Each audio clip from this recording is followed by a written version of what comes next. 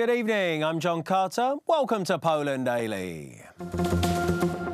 The US Ambassador to Poland, Georgette Mosbacher, has requested that Israeli Foreign Minister Israel Katz apologise for his comments made earlier this week.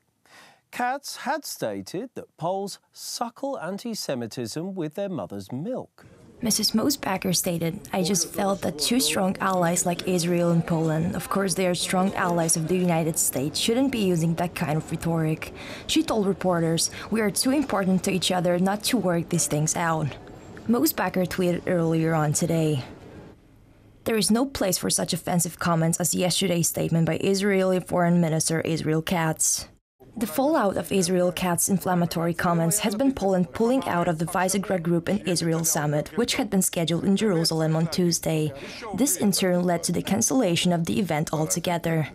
Foreign Minister Katz is yet to clarify or make further comment on his original statement. It seems that he had just been appointed to the position combined with the Israeli election campaign taking off ahead the parliamentary election on April 9th might have motivated his sense of having to take a hardline position in Polish-Israeli relations.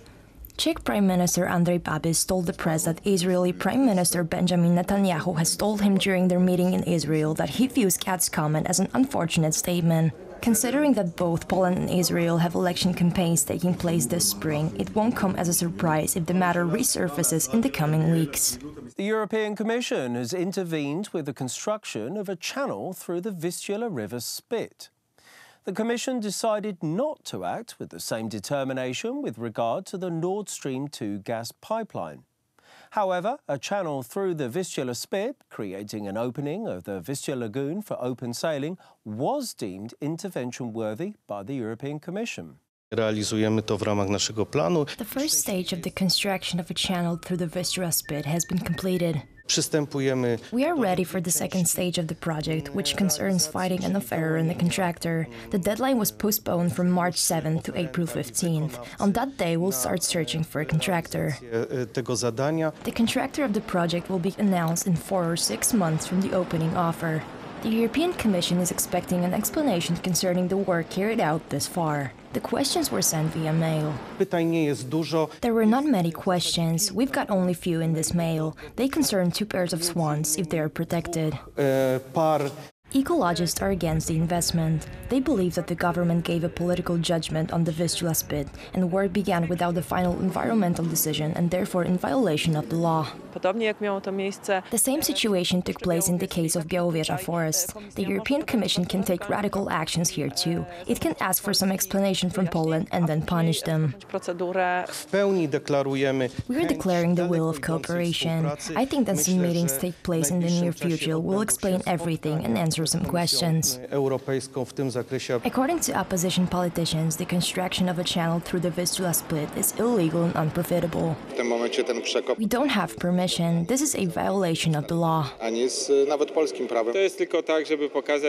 goal of the project is to show that we're not dependent on Russia. Law and Justice Party politicians hold a different opinion. The postulates concerning putting on hold the investment are unfounded. Of course, they are in the interest of Russia and Germany. The opposition shows that it doesn't care about Polish interests. That's where the complaints to the European Commission are coming from. The first ships are due to sail down the new channel in 2022. The cost of the investment amounts to nearly 900,000 zlotych. All the money intended for the investment is coming from the state budget. A Jewish cemetery was desecrated this week in a town close to Strasbourg in northeastern France. Unknown perpetrators painted swastikas on 80 gravestones. In recent months, the number of anti-Semitic incidents in France has clearly increased.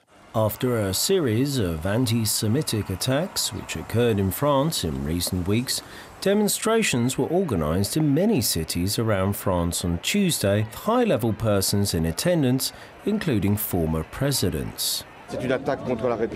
This anti-Semitism is an attack on the Republic. It is important that in the face of this risk, our institutions uphold their values and are united. We must be together and say loudly that we cannot accept and tolerate the return of anti-Semitic attacks. A group of people are provoking and want the government to fall, and the government must respond, and I'm sure it will. But it has to be done with exceptional firmness. This is not about numerous protests, rallies, speeches. This is about the problem of power. In France, where a large and influential Jewish community lives, anti-Semitic incidents are the order of the day.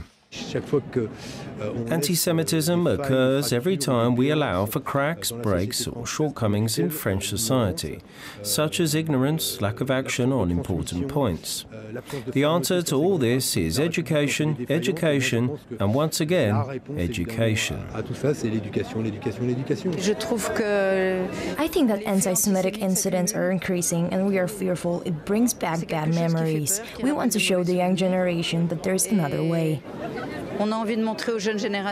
The new anti-Semitic attacks in France were met by Israel in predictable fashion. Today, something terrible has happened in France. 80 Jewish gravestones were desecrated with Nazi symbols by furious anti-Semites. I call on all French and European leaders to strongly oppose anti-Semitism. It is an epidemic that threatens everyone. President Emmanuel Macron declares that he will take all steps to punish the vandals who desecrated the Jewish cemetery. This was done by a group of people full of hatred and duplicating what others have been doing for many years. I am here to be a witness to the solidarity of the whole nation, to our shame, and to ensure total determination in combating anti-Semitism, whatever form it takes. We will take action, introduce appropriate laws, and punish those responsible. I do not want what has happened here to give ideas to others. According to French Interior Minister Christophe Castaner, the number of acts of anti-Semitism in France increased from 311 in 2011 to 541 in 2018. The Jewish Telegraphic Agency reported the vandalizing of 2 Jewish cemeteries in southwestern Poland. According to the reports, incidents took place in the cities of Wrocław and Świdnica.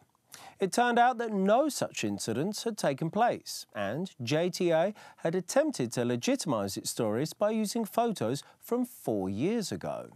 The Israeli press, including the Times of Israel and Jerusalem Post, informed their readers that 15 graves were allegedly smashed in the Jewish Świdnica and many others painted black with satanic symbols, including pentagrams. Jewish Telegraphic Agency posted a picture corresponding to the information. The news was proven false. Neither local police nor members of city council confirmed the allegations. It turned out that pictures were taken in 2015 in the town of Olkusz. Another allegation considered the Jesus is King sign on the wall of the Jewish cemetery in Wrocław. Last Sunday, an inscription was washed off by volunteers. It reappeared again shortly afterwards, but it is difficult to assign it to anti-Semitism. Eventually, JTA recalled both reports, admitting they were false. It is worth noting that the fact-checking mission involved Polish ambassador to Israel Marek Magierowski and many Polish Jewish activists. Thank you very much for joining us here this evening at Poland Daily. I'm John Carter. Stay tuned after the break for Poland Daily weather. It's followed by the business, the culture, travel and the history.